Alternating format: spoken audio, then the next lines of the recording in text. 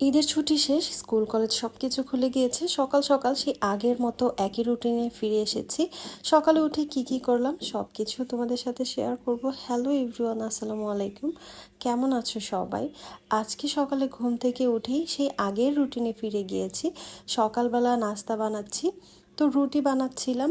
এই কয়দিন তো বেশ আরাম করে ঘুমিয়েছি, স্কুল বন্ধ ছিল, খুব আরাম করেই ঘুমিয়েছি।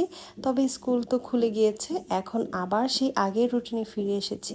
তো আমি একটু বাবুর জন্য রুটি বানিয়ে নিচ্ছি, কিছু রুটি বানাবো, সাথে একটু পরোটাও বানাবো। বেশ কয়েকদিন ধরে একদমই রুটি বানানো হয়নি, কারণ অনেক আরামায়েশ করে ঘুমিয়েছি, বেলা করে ঘুমিয়েছি, সকালে ওঠা হয়নি, ওইভাবে নাস্তা বানানো হয়নি। আবার যেহেতু সে আগের রুটিনে ফিরে এসেছি, এখন তো ডেইলি রুটি বানানো হবে, অথবা সকালবেলা উঠে কোনো না কোনো নাস্তা তো বানাতেই হবে, যেহেতু বাচ্চাকে টিফিন দিয়ে দিতে হয়।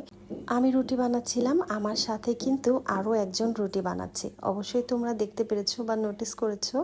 তো আমার পুচকেও কিন্তু আমার সাথে রুটি বানাচ্ছিল। তো কয়েকটা রুটি বানানোর পর আমি এখন একটু চিনি পরোটা বানিয়ে নিচ্ছি। চিনি পরোটাটা ওরা খুবই পছন্দ করে। তো এই চিনি পরোটা কিন্তু আমার আম্মু আমাকে টিফিনে বানিয়ে দিত। তো আমিও সেই একই কাজ করি, আমার বাচ্চাদের এটা বেশ পছন্দ।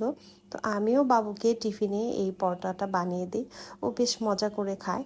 আমি কেমন জানো, ছোটবেলায় মা যেভাবে যা রান্না করতো বা টিফিনে আমাকে যা যা করে দিত, আমি ওই জিনিসগুলো মনে করে করে বাচ্চাদেরকে করে দিই। আমার কাছে না বেশ ভালো লাগে এই জিনিসটা। চলো নাস্তা বানাতে বানাতে তোমাদের সাথে একটা কথা শেয়ার করি।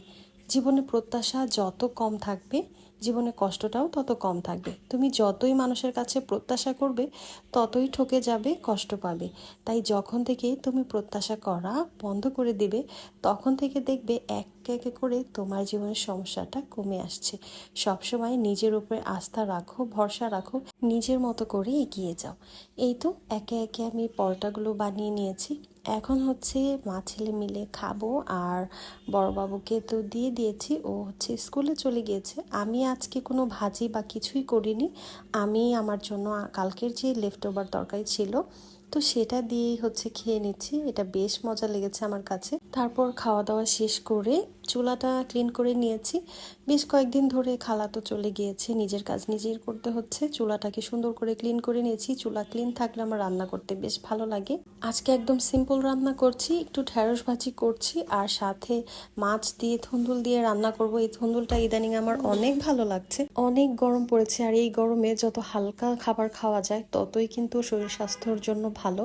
আর এই গরমে সবাই কিন্তু সাবধানে থেকো, আর আমাদের জন্য দোয়া করো। আমার ভিডিওটা কেমন লাগলো অবশ্যই জানাবে। আর এই তো আমার রান্না বান্না শেষ হয়ে গিয়েছে, আজকের মতো বিদায় নিচ্ছি। আল্লাহ হাফিজ, ভালো থেকো সবাই।